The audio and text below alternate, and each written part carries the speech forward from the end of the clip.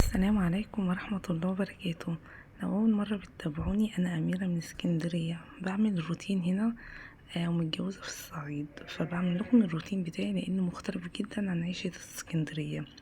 النهاردة برضو روتيني مختلف، ما قدرتش أنزل البقرة عشان أحلبها لأن كان عندي مشوار رايحة لدكتور الأسنان، فقلت يا دوبك ألحق نص الشقة واشوف البط كده وافطره واشوف المكان اللي قدام الشقة كده امسحه واكنس السلم بالمرة، لان كان ميعادي متأخر شوية مع الدكتور.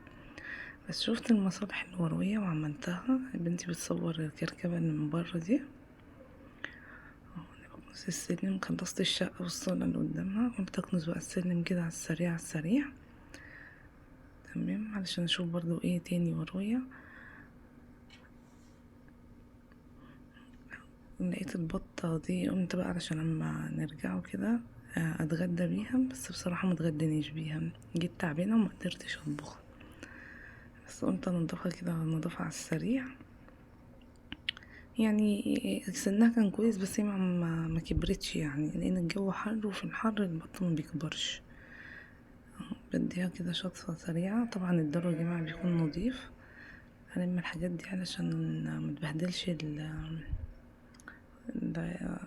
الطير يعني وكده، عشان بياكلوا الحاجات دي، فبرميها في مكان بتروح القطط او الكلاب بياكلوها. هنا بغسل الصينية عشان ارجع تاني البطة فيها، عشان لسه فيها اثر ريش.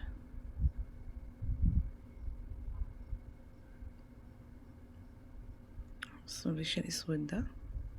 يا بت بتصوري فين يا بت؟ انا فوق. ايوه اطلعي كمان شوية. البت بتصور في الارض.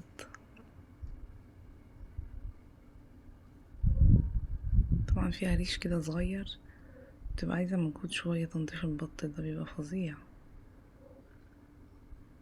اصلا الجو حر والشمس محرقة، والواحد اصلا بينضفها غصبا وقدرا. غصبا وقدرا، ايوه صح.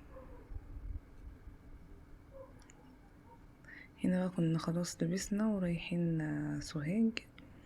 قلت بقى اصور لكم الطريق كده. كنا ماشيين في طريق كله زرع، وبعدين قلب بيوت، وبعدين قلب زرع، وبعدين قلب بيوت. هو اصلا السواق كان راجل مخنوق، يخرب بيت السواق وسنينه. بس هو كان طويل، حاسة ان المشوار طويل لان اصلا كان عندي صداع.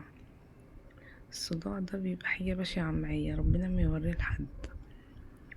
ممكن بنتي قاعدة جنبي عمالة تنجح معايا الصغنونة، ودي طنط واحدة ست اللي حاطة شنطة على رجلها دي، انا معرفهاش اصلا.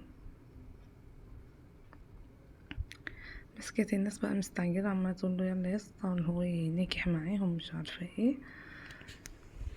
وهو اصلا كان بيهزر، بس هزاره تقيل، راجل رخم كده.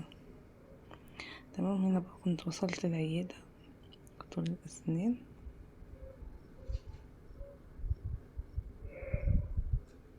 طنط دي خدت بالها اني بصورها، ما قدرتش طبعا اطبخ لهم البطة. قلت يلا بقى نقضيها مع كورونا. لو عجبكم الفيديو متنسوش الاشتراك في القناة. عشان خاطر حتى البنوتة الحلوة دي. على فكرة كان عندي كبدة وكسلت برضو اعملها، بس حلوة المكرونة.